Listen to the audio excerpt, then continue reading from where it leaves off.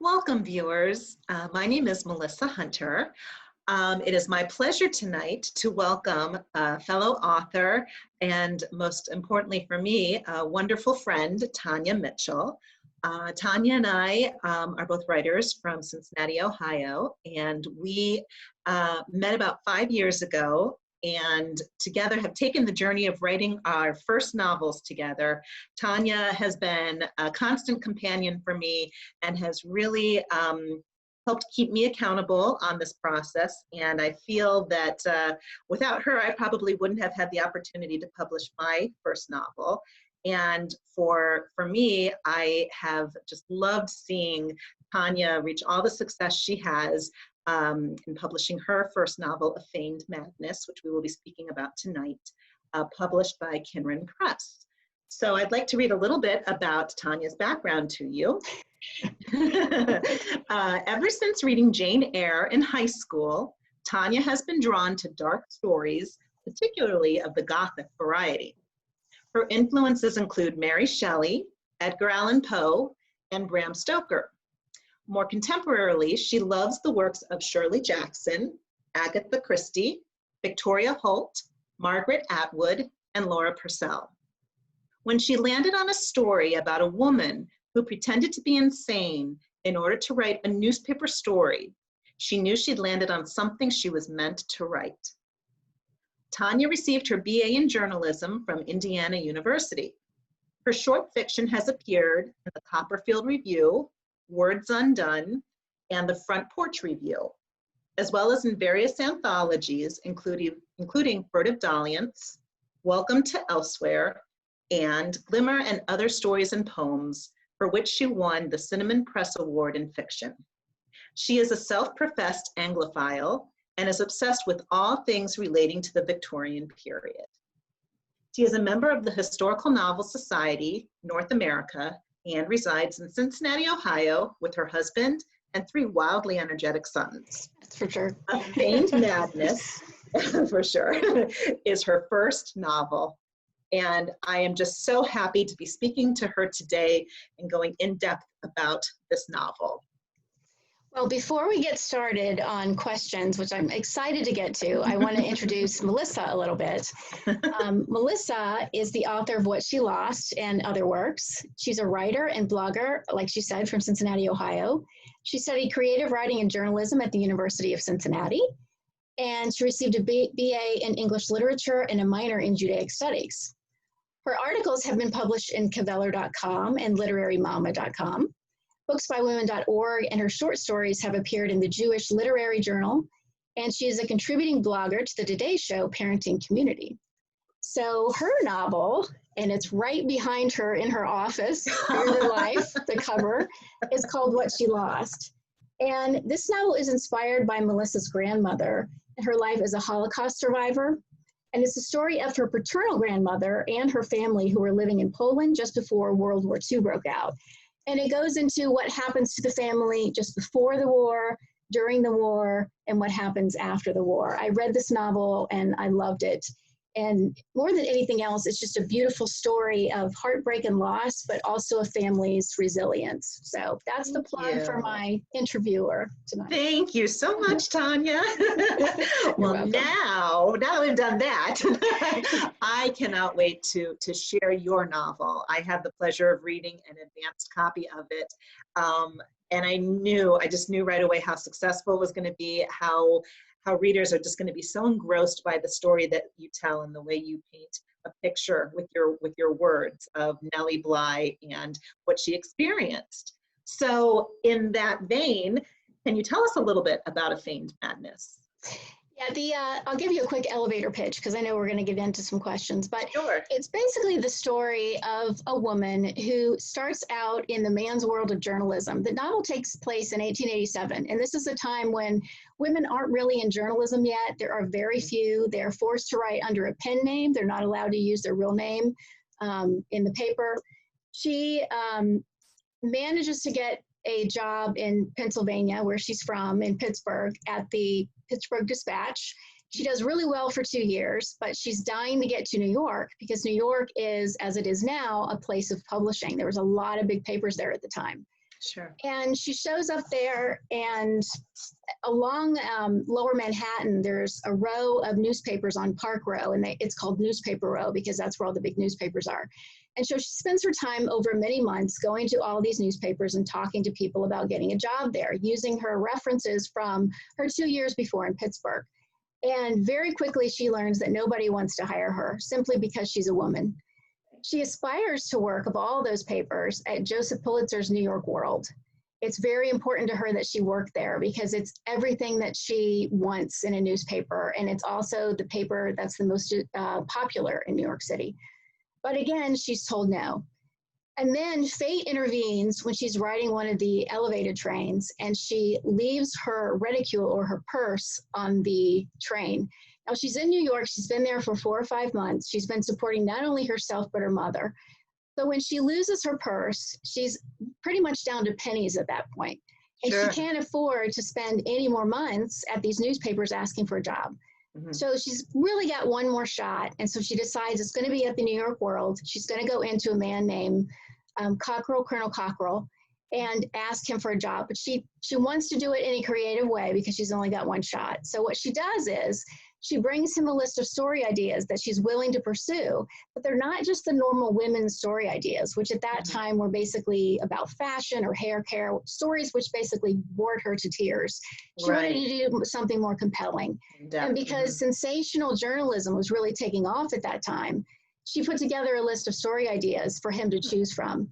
And what comes out of that after a week or so is that she's going to go into an insane asylum, pretend that she's insane, and go undercover as a reporter, stay for 10 days, and then write the story after she gets out. So it's all about how she gets into the asylum, what happens when she's there, and then all the things that happen after, because there's quite a bit that happens after. So that's pretty much it in a nutshell. That's incredible. And that's right there, a lot to write about. That's really great. Okay, thank you.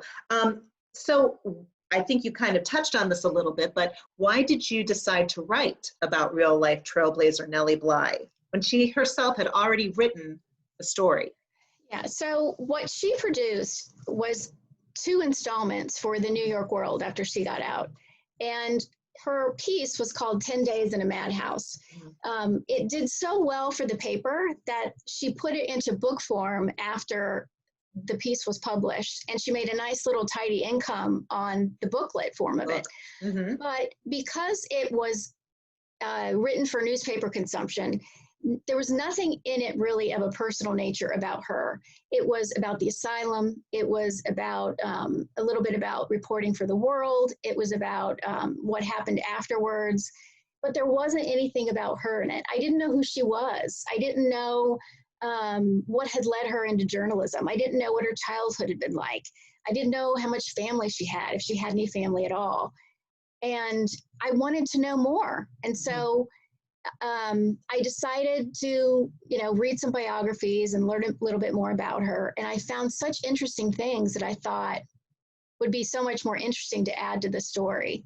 Absolutely. So yeah, there was a lot of interesting stuff that went on in her life. And so I decided to write the novel because when I looked for the novel, there wasn't one. No one in 130 some years after this was that this had happened, nobody had written about it, and I couldn't believe it. Now, I should say that this was back in 2014, so this has been a couple of years, and there have been some novels that have come out, and even some biographies that have come out since then. But at that time, nothing existed, so I decided I needed to hop on, and it was the novel that I needed to write. Well, and I think you definitely put your own take on it, your own spin on it, and I know that there's subjects in there that you take liberties with, but I think that's what makes it unique. I think that's what makes it very special, and definitely worth reading, even if you've had the opportunity to read the other accounts of the story. Great. Yeah, right. this one is fantastic. Just out of curiosity, for my own sake, tell me again, how did you come across Nellie Bly's story to begin with? Oh yeah, so I was online reading, I think it was a blog, and the title had something to do about badass women of history or badass historical women, and that's the headline I couldn't just pass up. So Right. I ended up reading it, and Nellie was one of the women that was profiled. And I just couldn't believe that there was a woman who had actually done this. I was almost thinking this couldn't have really happened. This has got to be like rumor, or, is this really true? And so I hopped on Wikipedia, where we all go to see, it's the first line of research, right, is Wikipedia. Right. So I went on Wikipedia, and sure enough, Nellie Bly was born Elizabeth Cochran in 1864, and she sort of paved a way for women in journalism. So Incredible. that Wikipedia was kind of the launching point from there. And that's when I started a lot of the research, because I wanted to know so much about her. That's what got the wheels turning. That's what got the wheels turning. Yeah, very good. Very good. Okay. So A Feigned Madness is historical fiction. How much liberty did you take when writing the story? And how much of the story is based on real events? So I think when authors write historical fiction, and I know you know this too, because you've also written a book of historical fiction. Yes. There's the historical part of historical fiction, and there's the fiction part of historical fiction. Yep. And it's a balance, and you need to get the right balance for what the story is. And readers expect it to be historically factual, but they also expect it to be entertaining, and at the end to have some sort of ending that, makes the novel worthwhile. So it's got both of those elements. I won't deny that. The basic arc of the story of who she was and what she did and what happens afterwards is taken directly from the historical record. But there were enough, I would say, missing pieces or murky areas where there wasn't a lot known. And that's when I was able to take some creative license and really make it my own story. But I will say, though, because I'm also a reader of historical fiction, that I like to read at the end of the book the author's note, when when the author pretty much says, okay, this is what really happened. Here's where I've been a little bit more creative. And that way, if I want to go back and get more information, or I'm dying to know, oh my gosh, did this really happen? I know, because it's all been laid out in the author's note where the author has taken the liberty. So my author's note it's quite long, because I really wanted to set straight what I really did find, and then what I sort of creatively made up, I guess you could say. Sure. Based on what information I had. So that makes sense. Wonderful. So Elizabeth Cochran, am I pronouncing that right? Cochran, yeah. Cochran, okay. Yeah. Otherwise known as Nellie Bly, is known for having quite a feisty personality. Why do you think that is? So the short answer to that question is that she had to be feisty to get noticed. She was, from the very beginning almost of her teens, was trying to do things that women weren't typically doing. And so she had to be feisty. She had to be out there in people's faces sometimes and saying, this is what I really want to do. She'd get the answer no a lot, because she wanted to be a journalist. She wanted to do things that a lot of women weren't doing. And it was a heck of a lot easier for her to do it when she was in that feisty mode and fighting for what she wanted to do, because if she had been more demure and had settled back, she wouldn't have been given those opportunities. So that's the short answer. The longer answer is that there were things that happened in her childhood that would make her who she was by the time she got to New York. She was resilient, she was persistent, she was a fighter in just about every way. And I think the first thing about her life that started the process of who she would become was that her father died when she was very young. The family had been quite wealthy when he died, but he was almost 30 years older than Nellie's mother. He died suddenly. It's not clear what he died of. He had a sudden paralysis. He came home from work one day and he was dead within 2 days. And it was such a shock that he hadn't even left a will. And and it became stickier because this was her father, Michael Cochran's second marriage. His first wife had died and he had remarried Nellie's mother. The first marriage had produced 10 children that were his heirs. So Nellie was one of 5 from the second marriage. So he had 15 children and then a surviving wife. Yeah, he was very prolific in his life. So, but when he died without a will, there was a question of who all the money was going to go to. Right, and because the children from his first marriage were so much older, they got their outlay very, very quickly. The second marriage, the children from the second marriage got theirs when they became of age. And so it wasn't immediate. And Mary Jane, Nellie's mother, had to move immediately. There was no more piano lessons and ponies and carriages. They had been living in a 10,000 square foot home, and they had to buy a rented home. This was in Little Apollo, Pennsylvania, not a very big town, so everybody knew. And it was quite a come down for them. And since the children didn't get their outlay until they were out of the minor phase and they were adults, there wasn't a lot of money to go around. Okay. The second thing that happened, which was for me even hard to read about in her biography, was that 2 years after her father died, her mother remarried. And she remarried a man who could not have been more different from Nellie's father. He was an abusive drunk.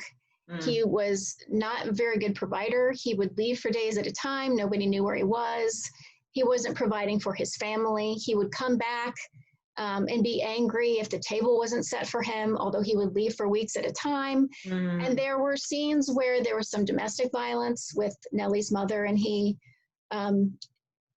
Nellie did not like him at all. Sure. No one did. And of course, this was a very small town. Everybody knew it. And really things started to come to a climax when he pulled a gun on the family more than once and threatened to shoot Nellie's mother. And here we see Elizabeth Cochran, AKA Nellie Bly, jumping literally in the line of fire to protect her mother. It would take Mary Jane 8 long years to get divorced from this man. This was at a time, this was 1880s, people didn't often get divorced, and it was difficult to get a divorce. And so everybody knew about it. It was a huge embarrassment. And then the third thing happens in her life. She's about 15 by now, and she's ready to get out of Apollo because everybody knows the family's business, all their dirty laundry, so to speak. Their dirty laundry is aired, yeah. She has had a court-appointed guardian that she's been working with on how much funding she's going to be coming into so that she can go to teacher training school. She wanted nothing to do with nannying. She didn't like to do housework.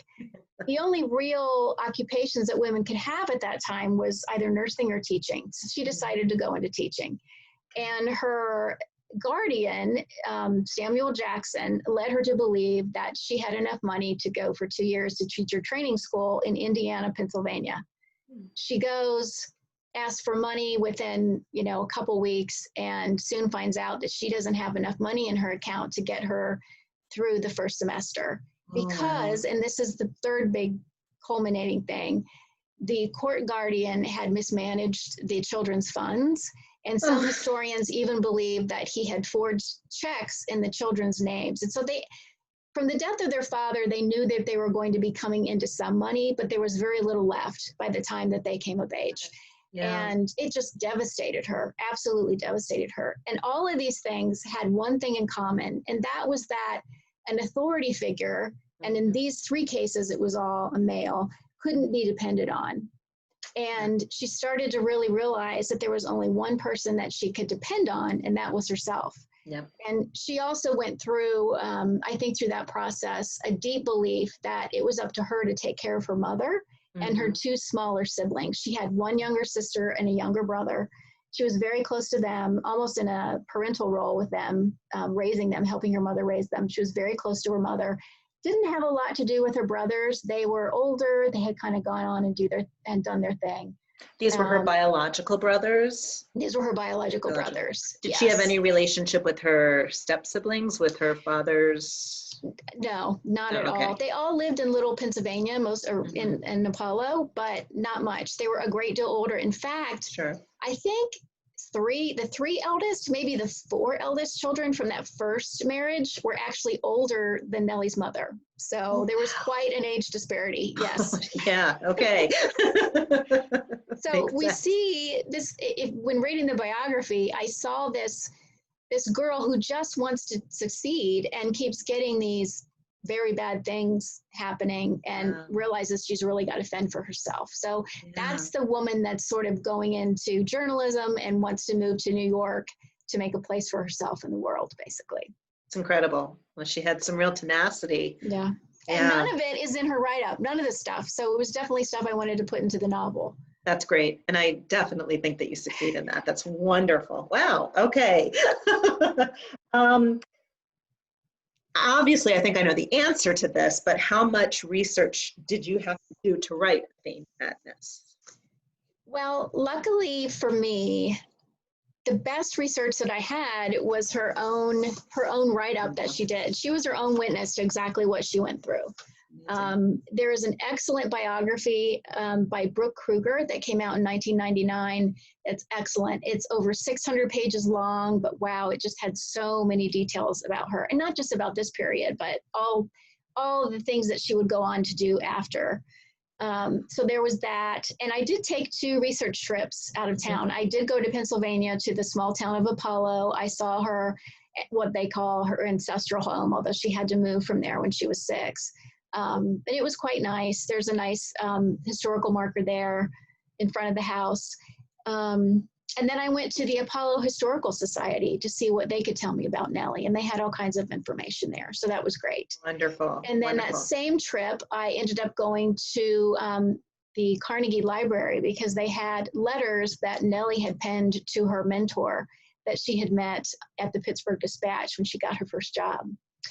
And a couple months later, I went with my husband to Central Park in New York because there's a scene in Central Park and I wanted to get that just right. And I went to what is now Roosevelt Island, but back in Nellie's day was called Blackwell's Island. So that was something that I really wanted to see. Well, I think that's and great. I should also mention the Asylum Tower still stands on what's now Roosevelt Island. And it was so neat to be able to take pictures of that and to walk inside. Of course, it's not at all an asylum. It's actually the lobby of a condominium complex. Right. It's had a facelift or 2. But in the early illustrations of it, you can clearly see that tower is the same tower that's there today. So, is there anything on the grounds today that indicates that it was an asylum? Do the residents there, you think, have any idea?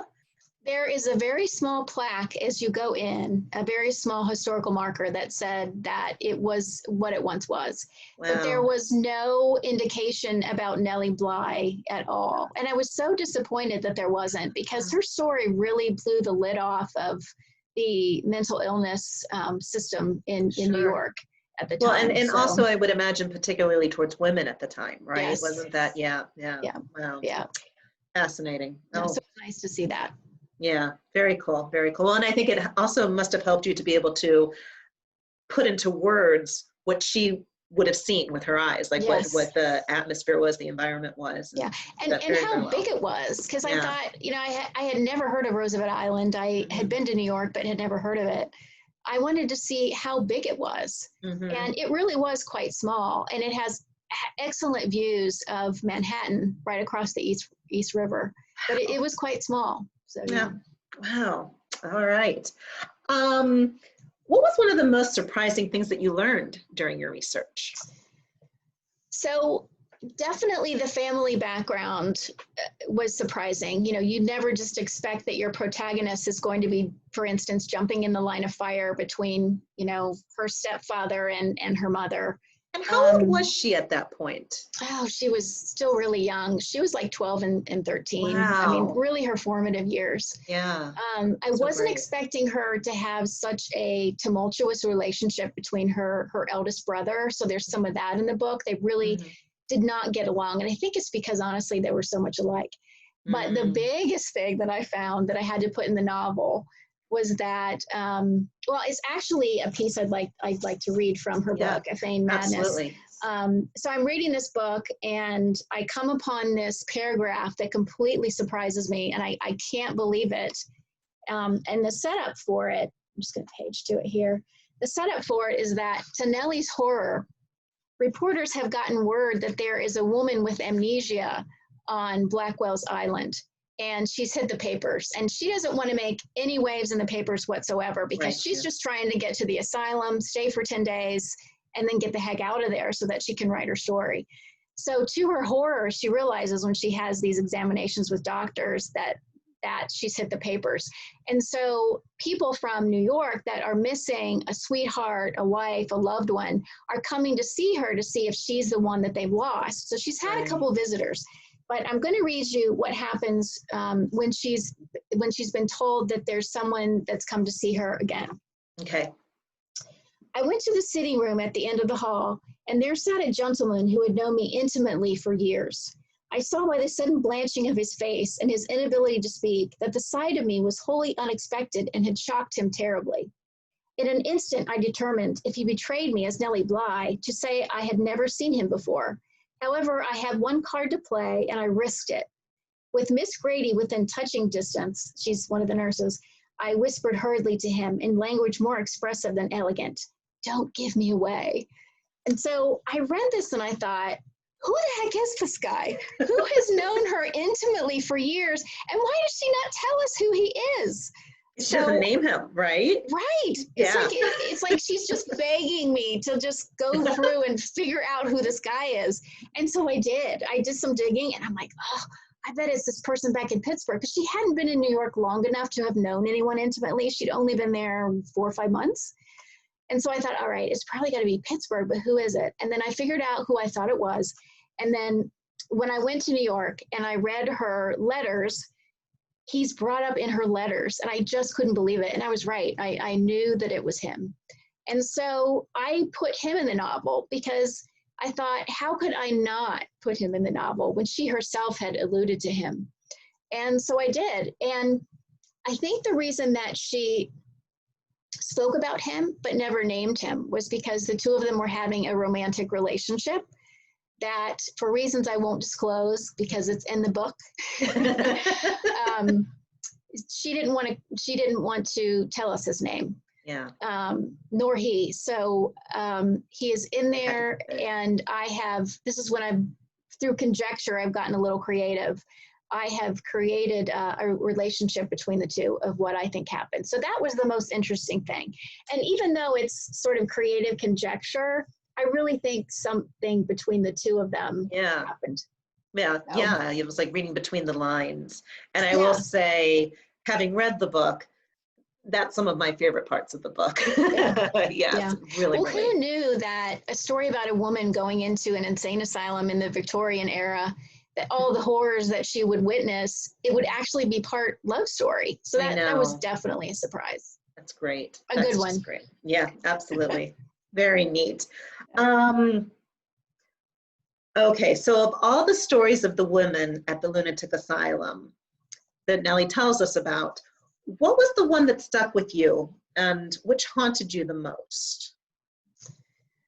Well, I think they all haunted me in some way, because they were all just very grim, horrific stories. But the one that really resonated with me was one that she only briefly mentioned. She's moving with the women that are in her hall to, I think she's going into the dining hall. And they pass a door, and she is pretty certain she hears the wail of a child, the wail of a baby below stairs. And she wonders, what's there a child doing here? Yeah. And it sounds like a very young baby. Mm-hmm. And I read that, and I thought that the scope of what Blackwell's was for women was bad enough. Mm-hmm. But over the many decades that it was there were probably children that were born there. And I started to wonder, what kind of a horror would that have been for them? Yeah. How did they survive? Did they find homes for them? Did they try to locate the father somewhere in Manhattan? What happened to these children? Are there records that even exist? It was really chilling to read that. And they wouldn't have been, there obviously weren't children there, so they would have been taken away from the mothers. And the psychological scars that must have left on the mothers. Addition to just being there in and of itself, to know that they've had a child there and had to be separated from them. Yeah, absolutely. Yeah. Difficult things. Okay, author Nicole Evelina, am I pronouncing that one right? Okay, had this to say about the novel. A page-turning thrill ride through the often overlooked atrocity, A Feigned Madness vividly recounts the horrors of Blackwell's Island and the mistreatment of its inmates. As a reader, I could really feel Nellie Bly's tenacious thirst to see them have justice. So as you were just saying, the conditions of Blackwell's were really terrible. How did you ensure that your novel kept readers entertained and not bogged down in some of the truly terrible details? First, I have to say that I didn't want to sugarcoat the grimness in any way. I didn't think it was doing anybody justice then or now to try and make it a better place than it really was. I wanted to open people's eyes to what caring for the mentally unstable or insane was really like back then. So I didn't take anything out of the horribleness, but I will say that there's a little bit of a break with some of the more terrible scenes, because there's actually two timelines in the book. There's the forward timeline, or the current timeline, where Nellie is going through the process of getting to the asylum, being in there, and then going out. But there's an earlier timeline that's about 2 years earlier of how she got her start. And so a lot of those grim scenes that you read will end pretty abruptly, and then we'll go into another chapter where it's the other timeline, which is not nearly as grim because she's not at the asylum yet. So there is a little bit of reprieve. It gives the readers a little bit of a break. Yeah, it does, but not too much. Yeah, no, definitely no. Well, it definitely keeps you wanting to know more. It's a page turner. You want to know more. Yeah. Okay, well, I think we also touched on this. What remains of Blackwell's Island that readers can enjoy today? All right, so I probably should set the stage for what it was like before. So the island itself in Nellie's day was a place of misery and despair. There was the state asylum for women. There was a hospital for the sick poor. There was a penitentiary for men and women that was immense. There was a workhouse, which was where criminals would go who didn't have as heavy a sentence that they would have lived out in the penitentiary. So it was, lesser crimes. And then there were almshouses for men and women for the poor. So if you were sick, if you were poor, if you were insane, or you were criminal, you went to Blackwell's Island. And that was all that it was. Yeah, it was a campus of misery. They were all overcrowded. They were overrun. They were understaffed. And again, this is in the 1880s, when a lot about care and rehabilitation hadn't really come to the forefront yet. So I didn't quite know what it was going to be like when I went to New York, but I knew it wasn't going to be that. So as I mentioned, it's no longer Blackwell's Island, but as late as 1973, it had a new name, and that's the Franklin D. Roosevelt Island. And I have to think that that was a bid to get rid of the name that had so long been associated with human misery. The reputation that it had. Yeah, that makes sense. So it's largely residential. There's a lot of condominiums there. As I mentioned, excellent views of Manhattan. Of the island in the old days, there is the Asylum Tower. There's also a lighthouse on the north end that is still there around a little bit of a park. I think that's about it. How do you get there? Do you have to take a ferry? Is it? In Nellie's day, there were no bridges, so you had to take a ferry over, and it was called the Blackwell's Ferry, and it left from Bellevue Hospital.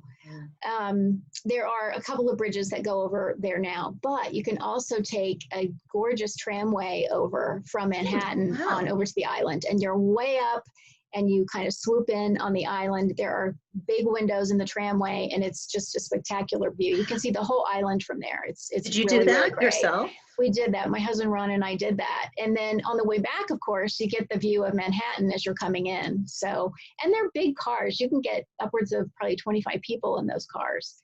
Wow. But it's really great. But yes, it's had a total facelift. There's except for those few things I mentioned, you'd never know that it was the miserable place that it was. Wow. So. Let's see. You have a degree in journalism. What kinship, you do, and what kinship, if any, did you find with Nellie when you realized that here was a woman who'd helped pave the way for females in that field?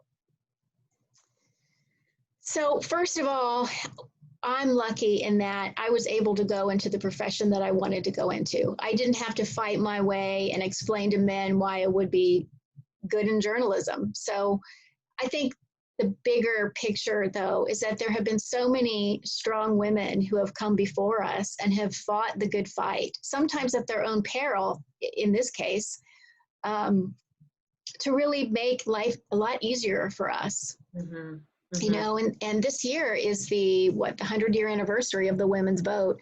Guess who also fought that? That was Nellie. She was a suffragist. So wow, I could see that. I think we have to keep remembering who these people are, and absolutely making sure that they're not forgotten. Yes, absolutely. Because without them, we wouldn't have what we have now, and we still have a way to go. I will say for women's equality completely, but yes, it's far easier now than it was because of people like Nellie Bly. Absolutely. Incredible. How long did it take you to write this book? Too long. Okay, next question. I know, right? It took 6 long years. The first year was just getting the first draft down, was actually beginning to end, just getting it done. And I thought, wow, that was fast. I'm done. But no, you're not done. Are you? I relate to all of this, right?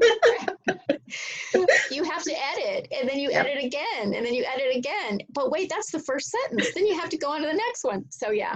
So a year of writing the first draft, probably 4 years of deciding whether I really wanted to do it third person or first person. It was in the beginning, it was third person because there were scenes that I wanted to take place that Nellie wasn't in.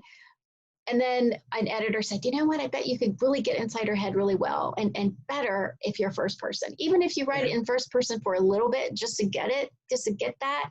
And then you can go back to third person. But once I went to first person, I decided to stay there. It was absolutely the way to go. And the last year really has been with Cochran, our publisher. We're with the same publisher, I should also mention. And just, getting it right. It was going through edits there and all the various stages of publishing. So yeah, it is quite a process, isn't it? It is a long process, but very worth it. Definitely. The to hold that book in your hand. we will ever have, right? I know, exactly. Oh my goodness. We've definitely both gone through that. Yes, we have. We have. What was the hardest part for you to write? There's a scene at the end when things really pick up that's very hard. This is not a novel for people who don't. If you struggle with a lot of violence, then this is probably something that won't be your cup of tea. Because again, I didn't want to sugarcoat anything. But from a character standpoint, it's the last chapter because things are wrapping up. And I don't want to say too much, but there's a little bit of a bittersweet goodbye.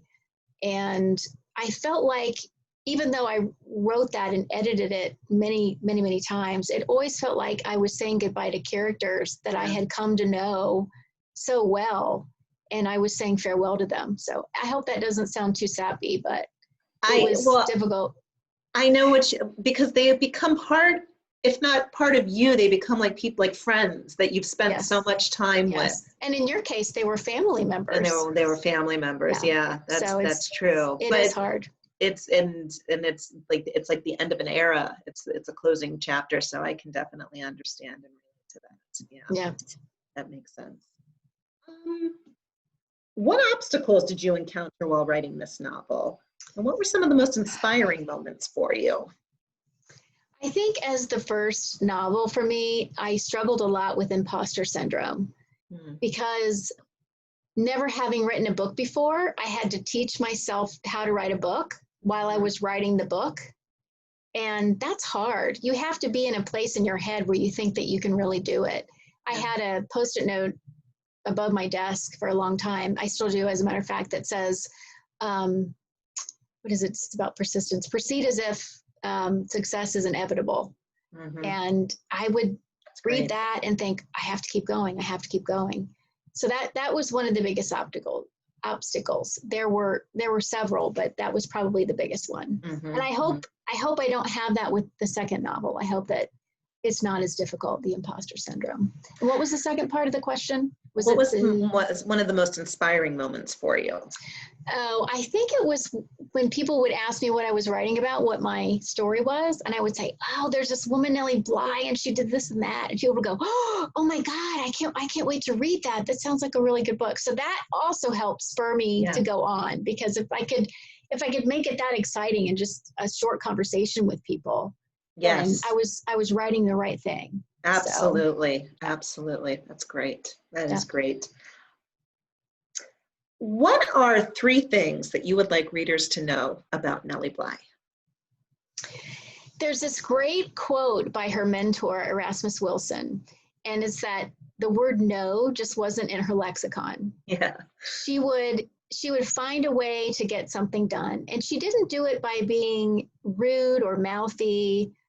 She did it because she could be quite charming most of the time, and because she was so driven to succeed. So that's definitely something. I don't know. She never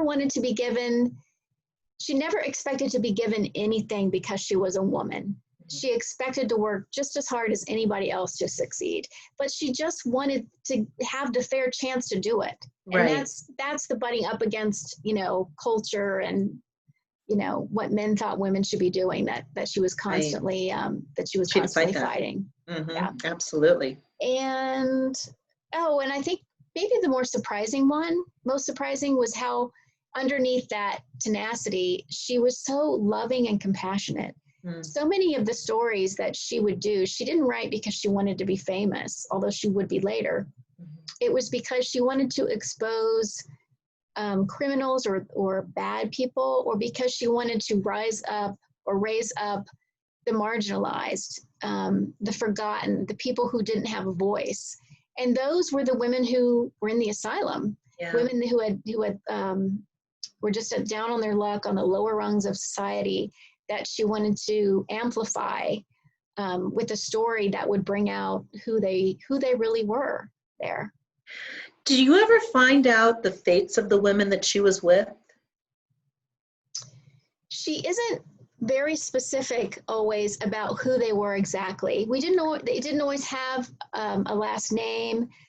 People would go by nicknames. I don't know how much of the Blackwell's records there are that are still existing, because it closed down in, I think, 1901 is when it closed down. Okay.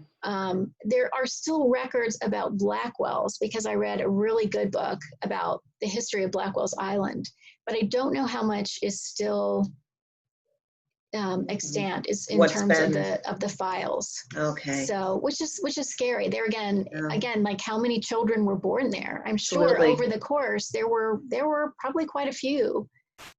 That's a story in and of itself right there, isn't it? Yeah. It is. Wow. It really is. Well, let me see. I think we have time for a few more questions. What do you think? Okay. Oh, okay. Sounds good to me. Let me look through here. Can you tell us, let's talk a little bit about your writing process. How do you get from thinking up an idea to getting it onto paper? And how does a typical day look for you? You and I have talked about this, because people will often ask us, how do you know what to write about? How do you pick subjects? And we always say to one another, we always have tons of ideas. We just don't know which one to pick. Right. They're like all vying for our attention, like, write me. It's true. So, I mean, ideas can come from anywhere. I mean, over the place. Mm-hmm. Don't you think? I think so too. Yeah. And we talked, because every time we would sit down to meet up, we'd be like, oh, I have a new story idea. Do you keep a record or a journal of the ideas? It keeps getting longer. I never cross anything out. I just keep adding and keep adding. Good, because you shared many of them with me, and I expect to see novels on them in the future. They're fascinating. So as far as the writing process, I look for a story that has a lot of internal and external conflict for the character. because you want by the end of the story for something to have happened meaningfully for the character, for them to have grown in some way.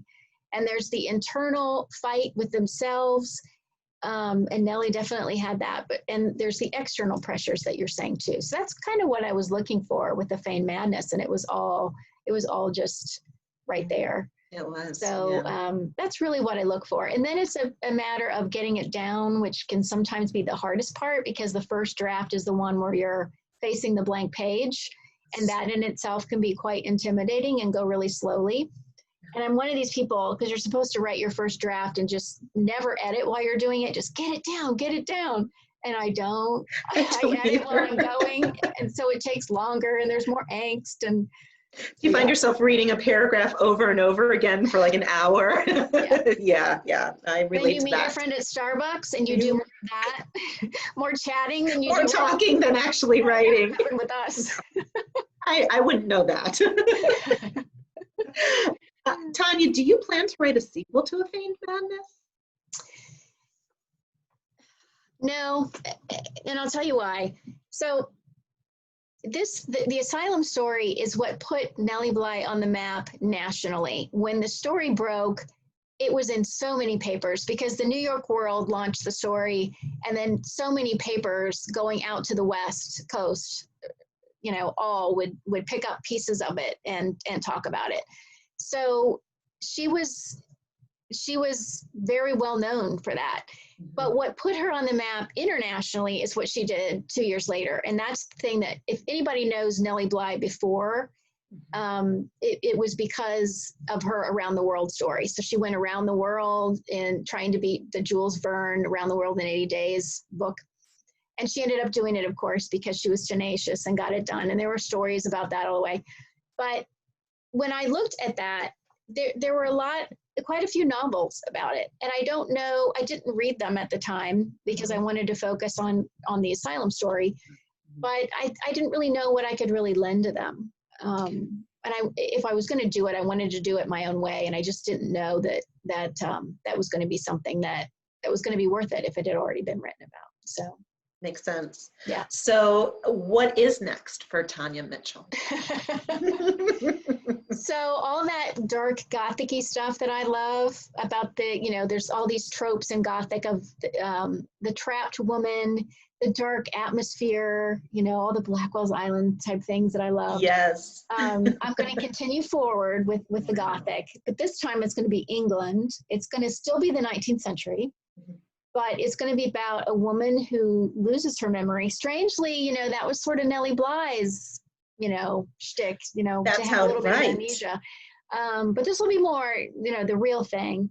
And then also I want to put a little bit of the resurrection men in it. And these were the men in the mid-1800s in England who would dig up recently interred or buried corpses and sell them for a profit to anatomy schools, because I just find that whole period really, really, it's dark and horrible, I know. It's but fascinating. So how soon can we get this written? Because I'm ready to read it already. I don't know. That's we'll okay. See. I hope it doesn't take another 5 or 6 years. Right. My fingers crossed, but that's something well worth waiting for. Thank you very much. You're very, very welcome. We talked about that. So let me end on this question here. Okay. What advice would you give writers that are looking to get published? What I would tell them and what I would tell my younger self is to keep writing, don't stop, and don't wait for life to be perfect before you write, because it'll never be perfect. There'll never be a perfect time. Just start writing and don't stop. That is be persistent, keep going. Don't listen to your inner narrator that says, you can't do this. I was just going to say, don't get in your own way. Yeah. That's wonderful advice. That's right. Tanya, this has been fantastic. I had such a good time. Thank you so much. It's like we know one another. What was that? I said it's like we know one another. It's how is that possible? That's right. Well, I want to say thank you to Book Loft for sponsoring this talk. It's been a great host. Absolutely. And I'm just delighted that they're selling the book and want to help me promote it. So thank you very much. all you great people at the Book Loft in Columbus. Yes, thank you for this wonderful opportunity. And one more time, I'm going to show, this is the book, A Feigned Madness by Tanya Mitchell. Great. Definitely, definitely get it, read it. You guys, you will love it. I couldn't put it down. Okay. Thank you for the opportunity to interview you tonight, Tanya. Well, thank you for interviewing me. Absolutely. And we'll see you later. Sounds good. Bye.